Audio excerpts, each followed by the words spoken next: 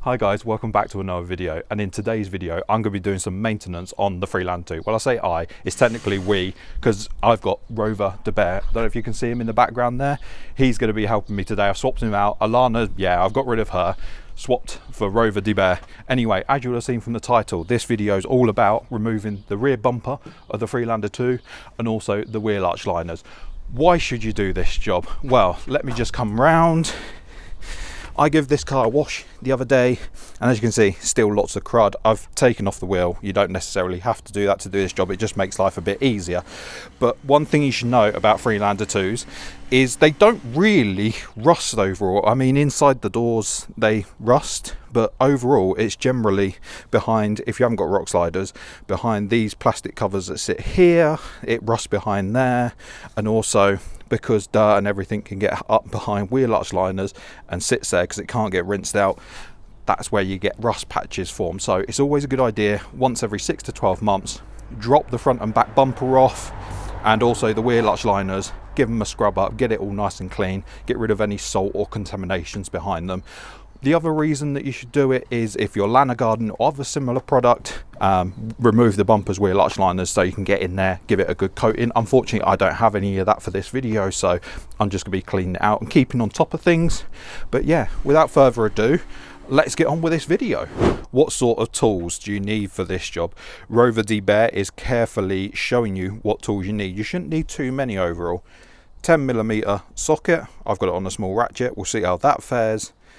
T25 Torx bit, I've got the security bit in there. It just seems to work better, but you can use a non-security bit. But T25 Torx, and also a cross-headed screwdriver bit or a cross-headed screwdriver. That's all you should need. The only optional things are probably plastic pry tools that you should need. So yeah, should be a fairly straightforward, simple job. I say that now, let's watch me suffer. I'm not sure if I said it in the opening intro or not, but I don't think you have to take off the wheel to do this bit. I'm not too sure. I've just done it to make your viewing experience a bit better, so you can see a bit better inside the wheel arch, and also to make my life a bit easier. Just give me all the room I can get. Why not have more room if you can, for the sake of taking a wheel off? Anyway, we're going to start off with this wheel arch lining. To get this wheel arch lining out, it's just going to be a case of anything you see, pop out, undo.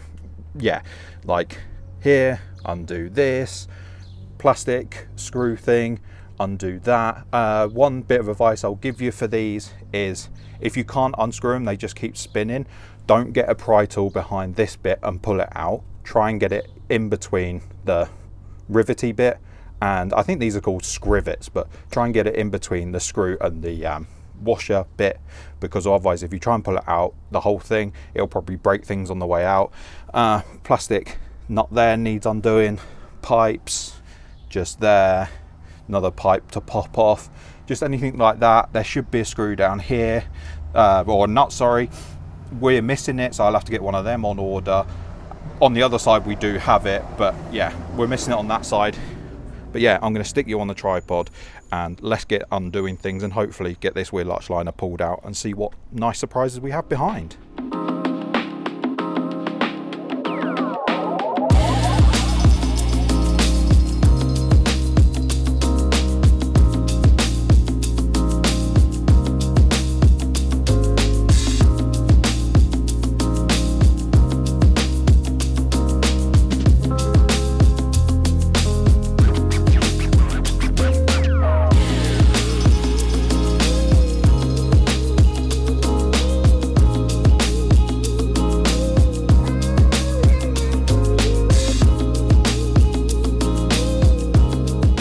That should have been more or less done and the wheel arch liner ready to pull out, but my arch nemesis, I had the same issue with the front of the car. I think it might have even been the front, the same side, I'm not sure. But these things, they've got like a little clampy bit behind here, and I think what happens is the clampy bit gets all junked up, rushed through, and yeah, as soon as you come to undo it, it just breaks off behind. So I'm going to leave this where it is.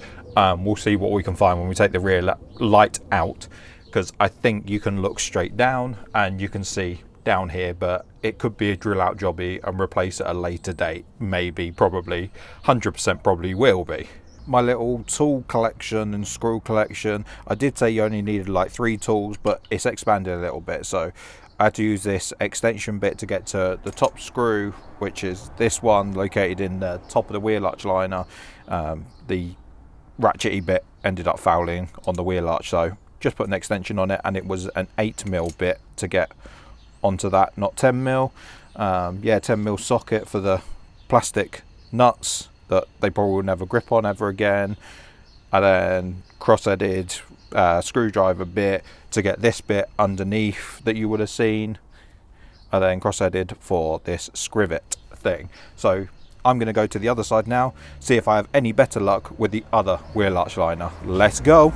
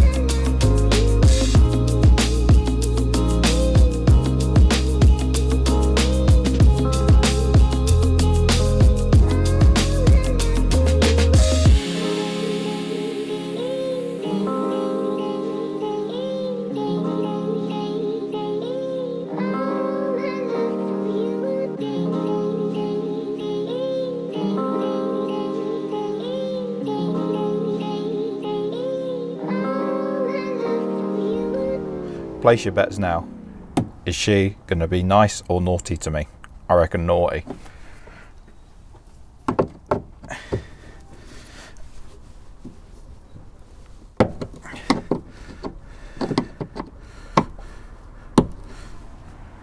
Yeah, stuck like nobody's business, but what I'm going to do with this one is I'm going to wait until the rear light's out and then work out about spraying some WD-40 or something down there, see if that helps. I don't think it will. I think it will snap and it'll be another drill out jobby, but let's see. These rear lights, if you've never taken them out before, should be a case of undoing them 2 screws, hopefully, and then there's like 2 poppers that go into the wing, like that, something like that. You just pull the light out and it should disconnect, and there should be a plug somewhere to pull apart to disconnect the light from the electric loom.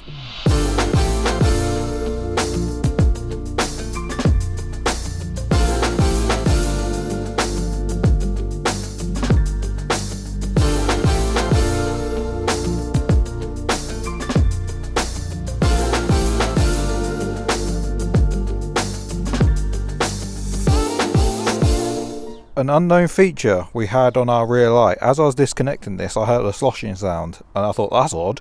Why does it sound like water? I don't know if you can see in the bottom of that fog light, there's an absolute pool of water. Yay, I'm not sure how that's got in. Looks like we've got a seal gone, but yeah, I have to investigate that further. The things you find when doing maintenance on your Freelander 2, eh?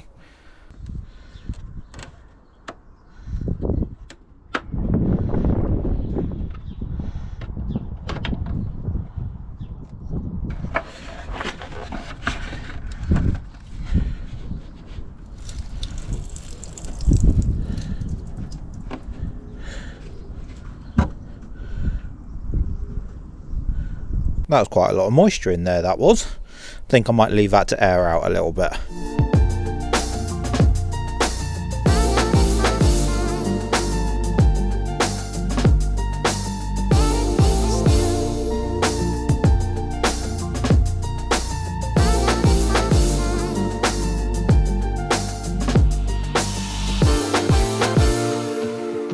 Tell me which light has been out before and which one hasn't.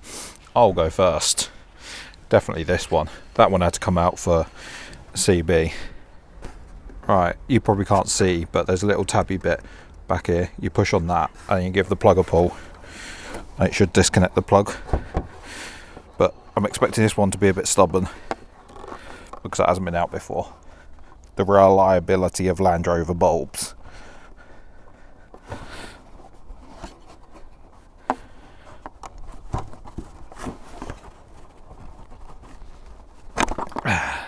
Gotcha. And look at that. No water feature in that one. Weird. It appears that we're out of WD-40 and my spray grease has got as much power as a wet fart. So we're on to force it and drill it method. So here goes nothing, eh? What's the worst can happen?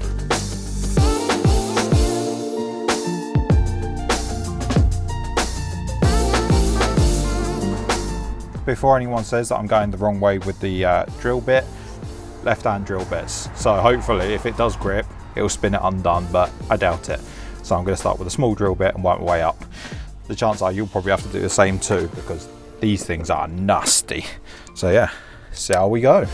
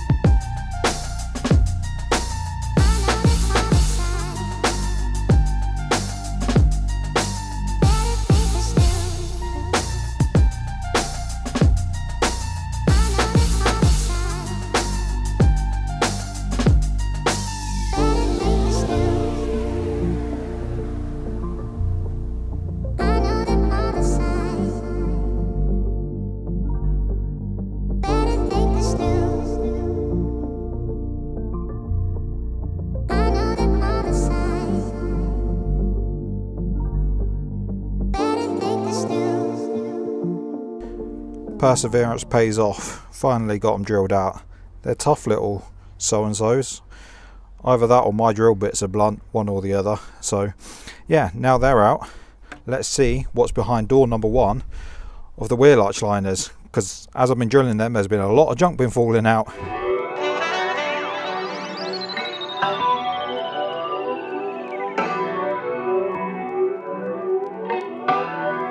Just notice there's where the drain pipe comes out. You probably can't see it very well. There's a little clip here. I think that needs undoing. That. So put that to one side.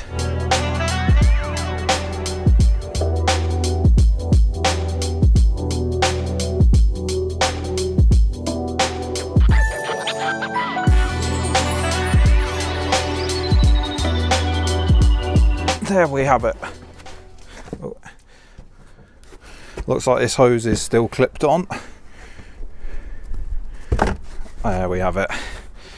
Right. So there we have it. That's the inside of the wheel arch. So there you go. Hopefully you can see that now the light's adjusted.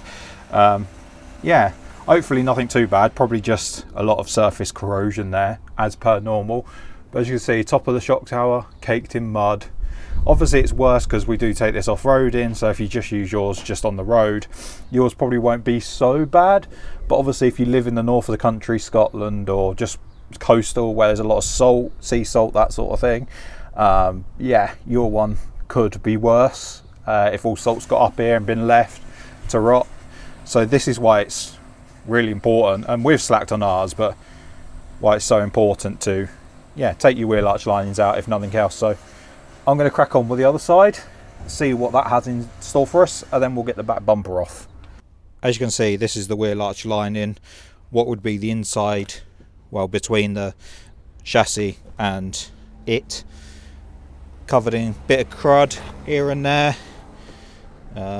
Yeah, you can see where I've had to drill out that bit down there vaguely, but yeah, we'll give all this a clean up before it all goes back in to make it all nice and not shiny, I guess. Oh, I just want to point out that I think it's just there, that little clippy doodah, or that one of them basically holds the drain pipe in place, so when you remove it, just watch out that you don't pull it too hard and pull the drain pipe out of the place. Wheel arch liner number 2, please. Right, so pop it off of these threads. One thing I did notice, I think there was a, oh yeah, there's a pipe here, handbrake cable, or yeah, handbrake cable I'm going to assume. I couldn't work out how it comes out, so I'm hoping as I pull it out I'll be able to work it out rather than just keep tugging at it and break it. So let's see how that goes. There's always one screw underneath here that I've missed, I think.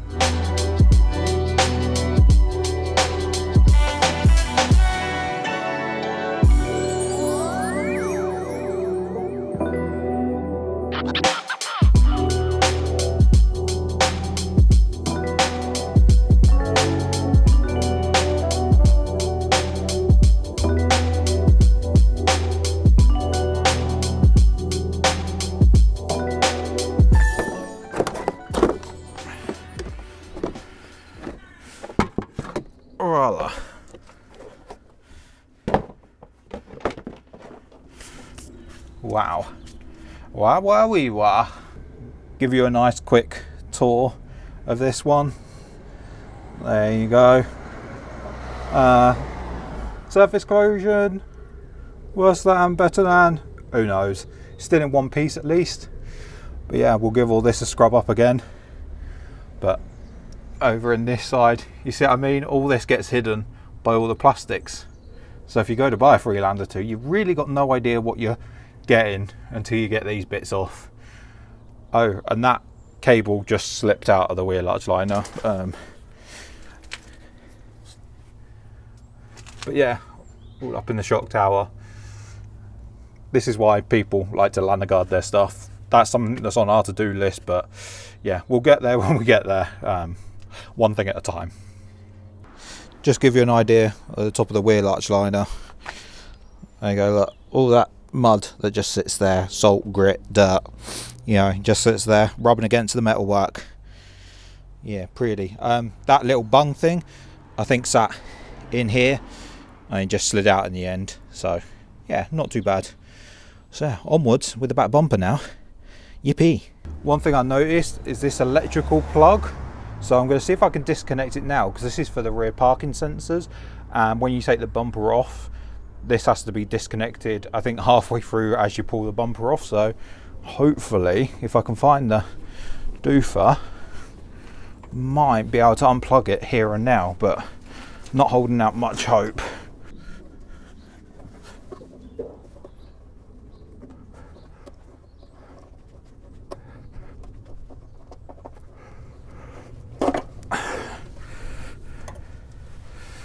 That was a bit awkward, more awkward than I expected, but there we have it.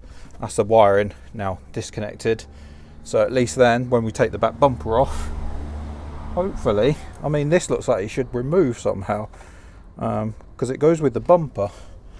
So, just got to figure, do you untwist? Do you pull? What do you do?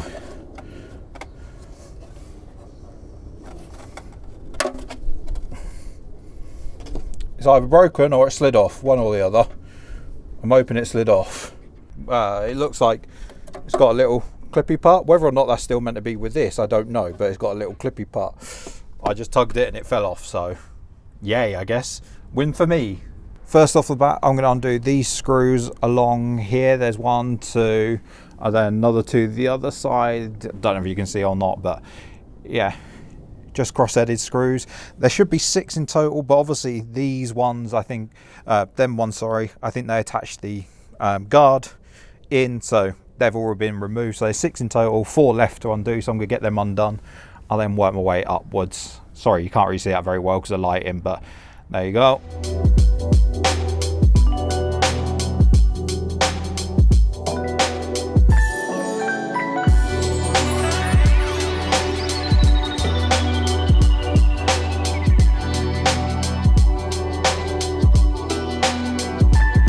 Next up, we have these screws here to remove. These ones are the Torx T25 screws, so let's get them removed.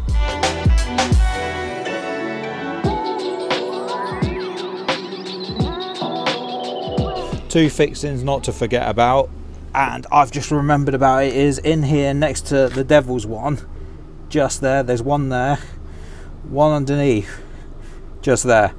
You need to undo them two before you release the bumper. So yeah, let's see how this goes. See if they're as rotten as that one was.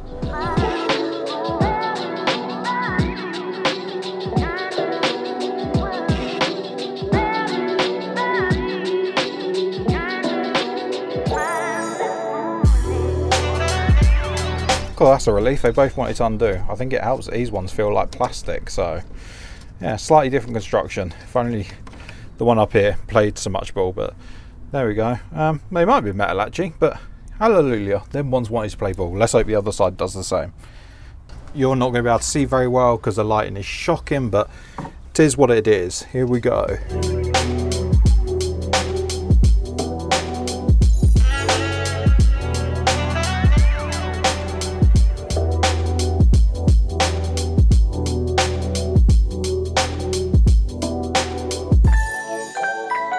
Hallelujah. 2 out of 2 or 4 out of 4, shall we say. Now here comes the really fun bit. Getting this strip off. From what I can make out, it's a case of it has to be pulled from this edge backwards because there's like tabs in here. So if you pull it up from this end, they'll just snap. Whether or not it's going to be a pry tool job or whether it's going to be a lift out, we shall see. So here goes nothing. Oh, I'm shocked. The bit I was actually dreading turned out surprisingly easy. There we go. One strip off. As you can see, there's so much dirt and debris that gets trapped under there, so another reason why it's worthwhile doing this job. Now we've got 1, 2, 3, 4, 5, it looks like. Yeah, 5 of these plastics, screw rivets, scrivets, whatever you want to call them, that probably won't come out. They'll probably instantly round, but yeah, let's give it a go. If we have to prize them out, we prize them out.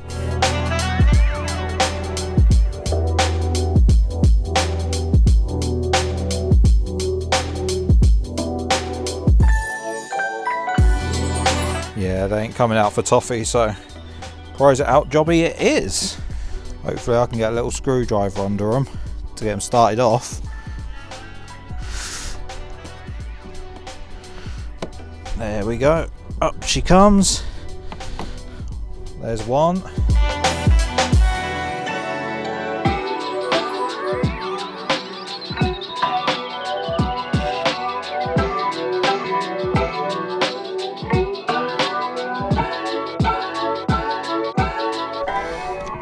Five. Hopefully come back. Cool music, bro. One.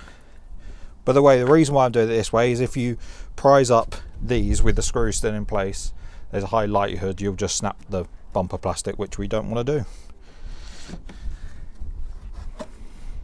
Another one. Oh yeah, we need a new boot strip at some point. Something on our to-do list that we keep forgetting about. This one's starting to seem aged, let's say.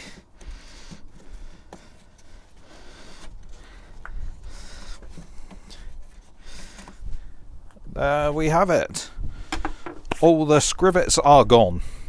Hopefully, all being well, I'm bent up at this awkward angle because of the way the camera's angled. This bumper should now be ready to come off. Hopefully, fingers crossed. Probably not. There's probably something I've forgotten at this point. So it should be a case of pulling this side out and then going over to this other side and pulling that out. I've gone for a nice wide shot so you can see everything that unfolds. With that electrical clip unclipped, it should just come away now, fingers crossed. So yeah, let the worst happen, eh? Gonna start off with that side first, so let's see what happens.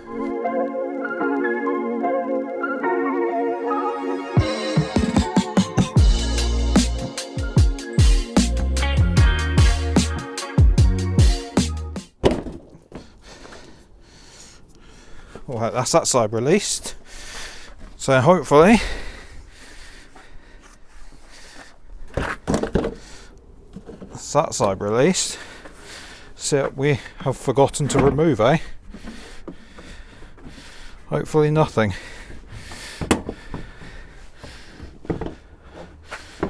Hey presto. One bumper released. Before I go too much further with the cleaning side of things, I'm going to do what I set out to do and fix this parking sensor. Otherwise I know what's going to happen. I'm going to put it all back together, totally forget about this part, and then kick myself when I haven't put the parking sensor back. The reason why I've taken the back bumper off, obviously clean it and de-rubbish it, but with this parking sensor it's very difficult to get at, or impossible, while the bumper's in situ. I believe this outside one, if you can see, and the other outside one you can get to, but this middle one I don't think you can. Not quite sure what's happened with this, and I'm not sure if it's repairable, because it looks like that should be stuck on there somehow, but isn't. So bear with me while I try and work this out. Worst case scenario, the super glue will come out. As you'll see over there, I've popped the sensor out of the brackety bit, but I have no idea what's gone on here, because this one, obviously it's all sealed in place, and somehow this has come adrift. Yeah, no idea. I've kind of pushed it back into place, but it doesn't really sit there very thoroughly. It's like I can push it in, but I don't think it's going to take much for that to fall out, and I don't really want to have to keep stripping the bumper off. So what I think I'm going to do is get it all cleaned up, and then just run a couple of bits of super glue down each side, because I can't see why that needs to pop off regularly. Yeah, and just stick it back into place, all being well, so at least then it should hold for good, and then put the parking sensor back in place. Right, let the washing commence.